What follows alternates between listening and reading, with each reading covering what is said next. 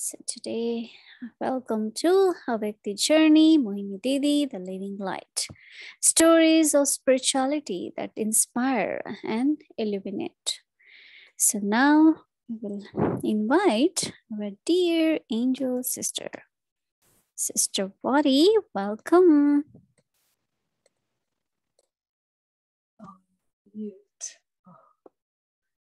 Hello, Bhumiban. Om Shanti. And dear Brother Dev, abracadabra, you should emerge. I'm just coming from reading tomorrow's Murli to the Australasia and East Russian family, because with all the other things in terms of Avyakti Parivar, it is also the Global Silence Retreat this weekend.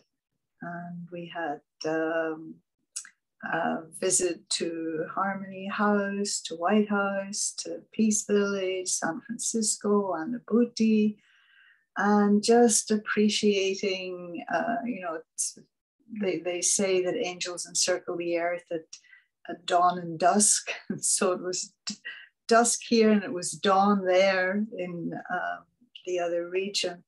And so really that feeling as I was looking at all these faces and all these different cultures, that these are the angels that are remembered. And of course, from my perspective, that they don't have flesh and bones. I'm just seeing them on a screen. And so these memorials, and each one carrying their little bit of the yagya that's been entrusted to them. And so this is the biggest yagya ever, the longest lasting yagya ever. And yet this feeling of intimacy with each one, it is incredible. So my light ran out. So I'm a little bit in the dark here, but haven't had as much time to think about today's story, Devbai, and so I will be paying special attention now as you share it with us. Thank you. Thank you, Sister Adi. Om Shanti. Om Shanti. It's going to be a powerful weekend because it's a silence retreat this weekend. Yeah. All right, so here is the story from the region from one of the sisters. It was the year 1976. I had just completed the 7 days Raj Yoga introductory course in Georgetown, Guyana. Didi had just arrived there in the capital city for Baba's service as the instrument in charge. I sat in the morning Murli class and saw for the first time Didi sitting in the lotus-like posture on the gadi. I was awed by her presence amidst the golden red light that permeated the classroom.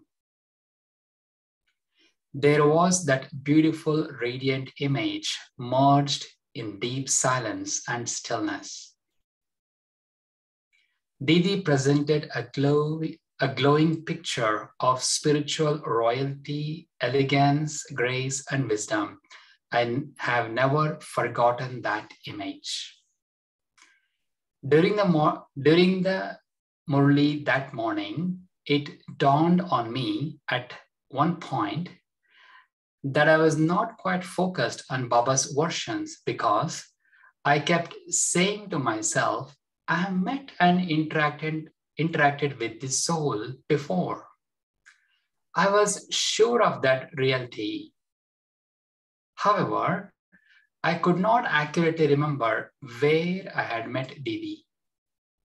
Finally, before the class ended, I had convinced myself that I had met that soul in the Kripalani store in downtown Georgetown. Didi, I concluded, must have been a salesperson or business executive there.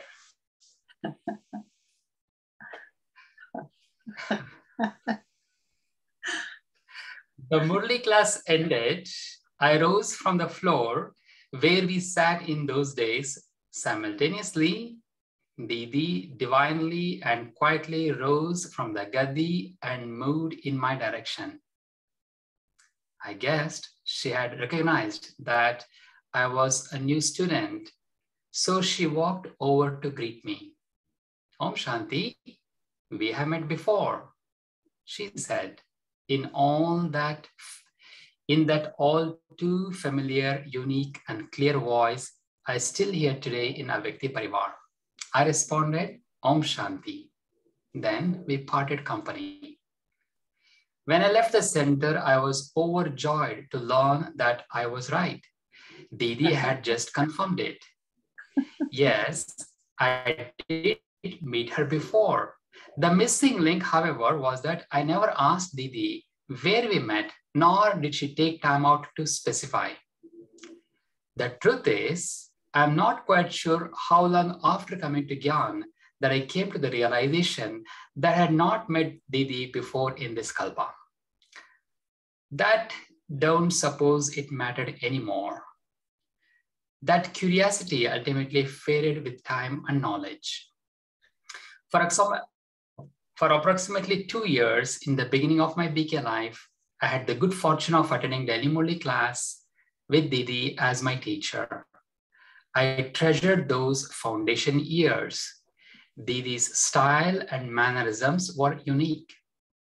I was captivated by her silence and spiritual charisma. She didn't speak much and seemed to make a determined effort to preserve that power as her treasure. I admired that trait very much.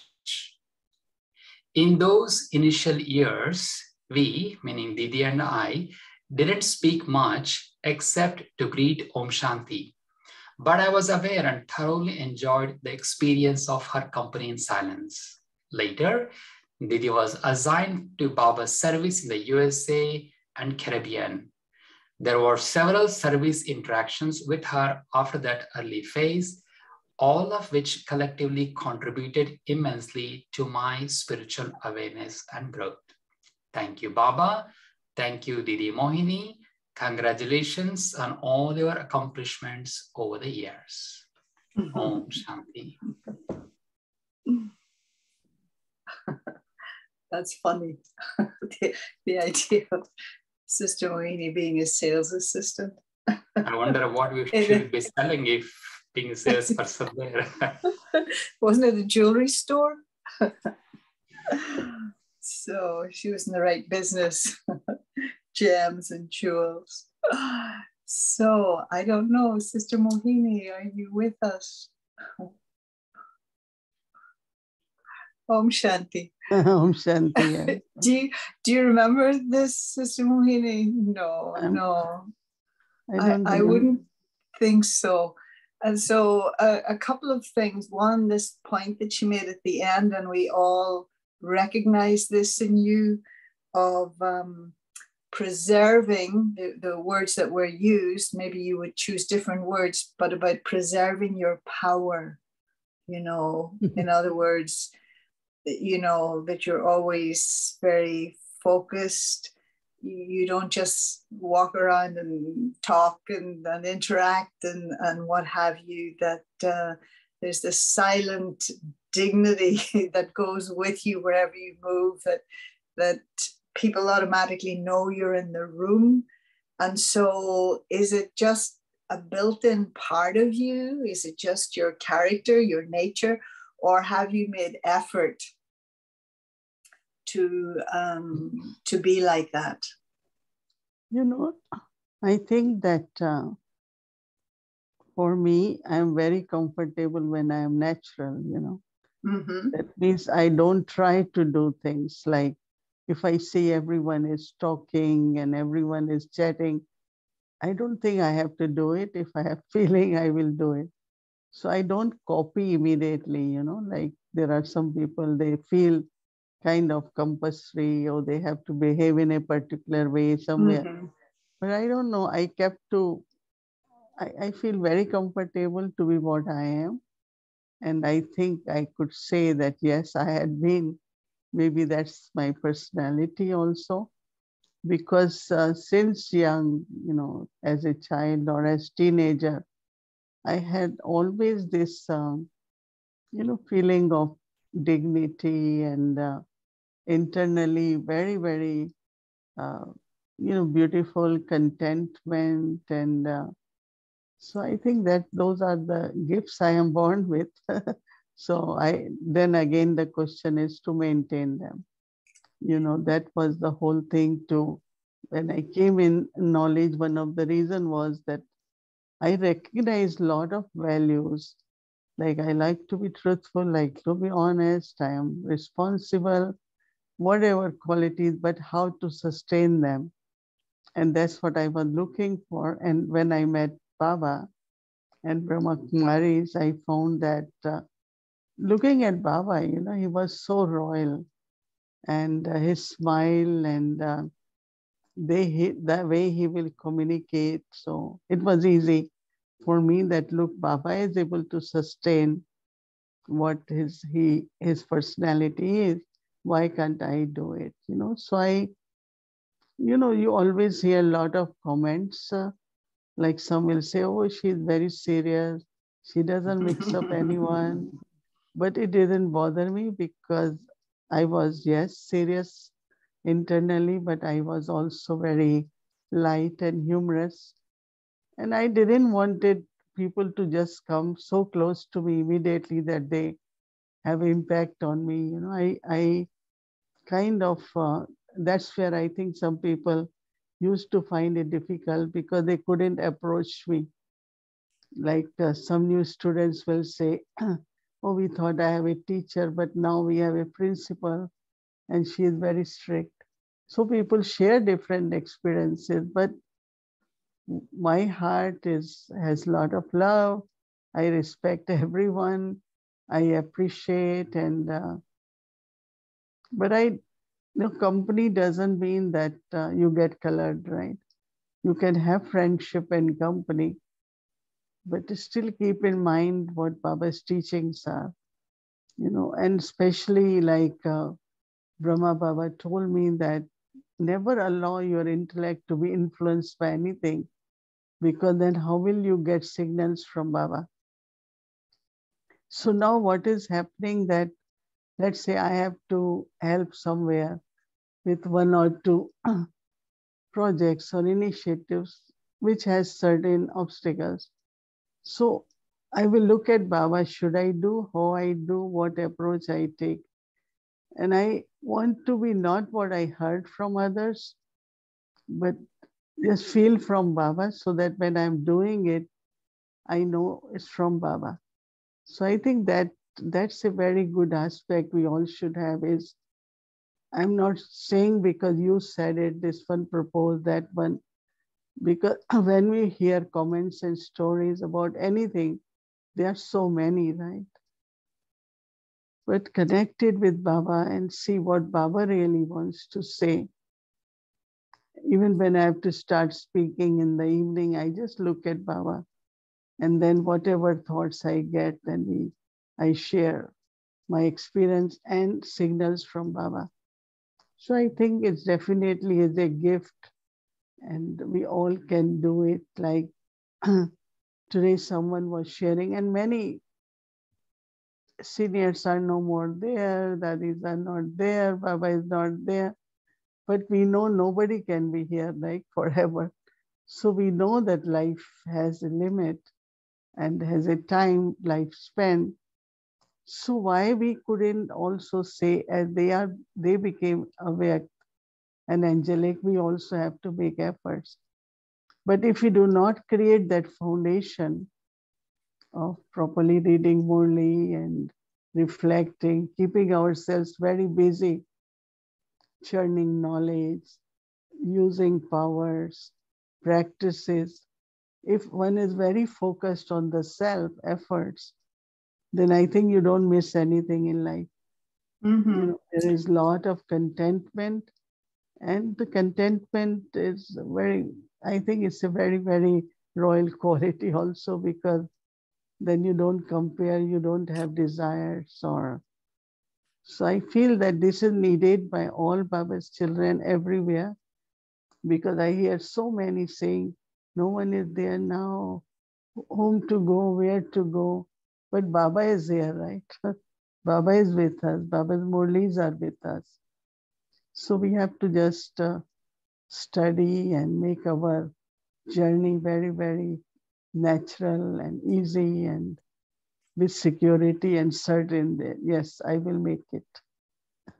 Yeah, I've seen this side of you too. I don't know if my first impressions of you were of seriousness. Not that I recollect, but and I'm also seeing a little bit the same was in your niece Shanti. You know, I used to tell her she should smile more. And she said, you know, that they were trained not to smile, especially, you know, as a young girl, as a Kumari. And yet both of you had the best joke tellers in the yagya, you know, and of course, when your body was well too, that when it came to dancing and everything, I would admire how you moved. But I guess also in keeping yourself in that way, even though others may not know it, but you're kind of protecting them too, aren't you? And in fact, in tomorrow's Murli, Baba's talking about how sometimes a teacher can have such an impact on the students that they only want to, you know, interact with that one or hear that one or whatever. And then if they're not there, then the student disappears. So in a kind of a way, by keeping yourself what might look to some like being aloof, there's a certain protection that you're given to everybody else. And you're making very clear boundaries that you can come this far and then it's not good if you want to push further. And so the other thing that I would see, of course, you're conserving your energy, you're conserving your time and all of those things. But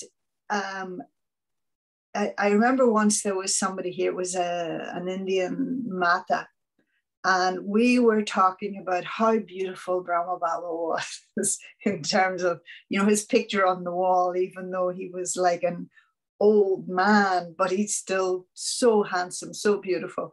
And we were wondering why she wasn't making any comment. And she said, it's because I'm married. You know, I can't comment on another man, sort of thing. And so my sense with you too is, you know, you don't have one doesn't have a father can have many children, and so it's not exclusive. He has a relationship with all his children, but the relationship of the lover and the beloved is exclusive. Mm-hmm. And so maybe you can tell us a little bit about your relationship with Baba as the bridegroom. You remember that time in Argentina, Sister Mohini? It was just very funny. We were in this car. Sister Mohini was riding in the front, and the brother was so intoxicated that she was riding in his car. He had it all decorated with flowers and everything else. And as we were riding along, there was a bus with young people that pulled up alongside us, and they got so excited. They thought it was a married couple. They thought it was that Sister Mohini had just gotten married. It was very funny. But I'd be curious if you would share some secrets about your love life with Baba as the bridegroom. You know, understanding, recognition of God, you know, that how royal he is in the sense of ocean and bestower and giving blessings, and whether it is lover or a child. I don't know, that has deeply within, I always, you know, I have Baba in front of me all the time, and I feel I have to be like Baba, you know. And like Dadi Janki mentions, you know, that when there is a match, if one is very tall, one is very short, doesn't make a good match. Doesn't match. And Right. also, Brahma Baba, I think it's in Avyak somewhere said, when I have to go out for business or I have to go for service, then I have to carry a sample with me because I have to set that example so that, people can look at it. And so some of the things maybe I had, but also from Shiv Baba, Brahma Baba, both, that there has to be that royalty, there has to be that dignity. And I have to match with him, no, in the sense of that feeling is always there. And that feeling helps me to, one word which I always remember is alaukik, because I don't want to be like laukik, in the sense of laughing, talking, touching. I can't do that because when I came to Baba, I felt that it's a alaukik life, a spiritual life, and it should be different than laukic ways. So that is where also my code of conduct comes as a spiritual person, as a alaukic person. And as you said, then it's good for others to look at the guidelines. No? They know you can go up to certain extent, and then there is some maryada there. So this word alaukic always stayed with me. So I think I always feel that Baba loves me, and yes, I am Baba's companion. I love Baba too. So that kind of very loveful bond also keeps me, internally when you are with Baba, and you should be with Baba, remembering Baba. So you do everything, but still that focus is there of that partnership, love, helpers, right hand, whatever words we can use it. So I think each one of us really should have that alaukic personality. I think everyone has. It's not everyone doesn't have, but just little more focus could also help. Right. But this thing of faithfulness, because you don't talk about being faithful to your father, or faithful to your teacher, but you are faithful. It's exclusive, this exclusive relationship of the beloved. I mean, you hold yourself in that way that that this is the one and the only one that is allowed to come into my heart or my intellect. That's the feeling that you give, but I don't know. There's yeah, it's not. I always felt that true companion, true love, true power only comes from him. Everyone else is looking for some support, looking for some love. So if I take if I take from him, stay with him, I can always share with others. But if I get connected with anyone or any object or anything, then I'm lost, no, because I can't give to anyone. So if I stay with Baba and keep experiencing his love, then I can be very loveful, but still very detached, because true love is really with one, but also loveful with everyone. Yeah. And then the other thing is this aspect of even while keeping yourself within your own frame of reference, that there's no resistance, that in some ways maybe your karma has allowed you to now be in a situation where you really don't have to see or deal with the manifestation of anybody's vices, like there might be in the world, etc. And so how do you incorporate good feelings for like the lowest denomination of the human expression or experience, not to be touched by it and yet not to be offended by it either. Mm. Yeah, you have to be strong. There are two things. One is like, you're talking of one thing, it's a little different, but I always feel that those who are weakest one, lower one, those who are even in status, or they should be taken care of because their blessings can be very helpful. Beautiful. Like for poor, and even we were talking in Yagya, let's say if I go, I know everyone, so I will get everything. But there are some, they don't. So like my feeling is when I go to Madhuban, I always have to take care of those who never get what we all get. Because even if they get little, their blessings and their well-being can be very, very good. That means we have to take care of, everyone, not only few. Because there are some, they are happy because their 30 people are okay, but what about other 300? For me, I feel that everyone has to get, everyone has to receive.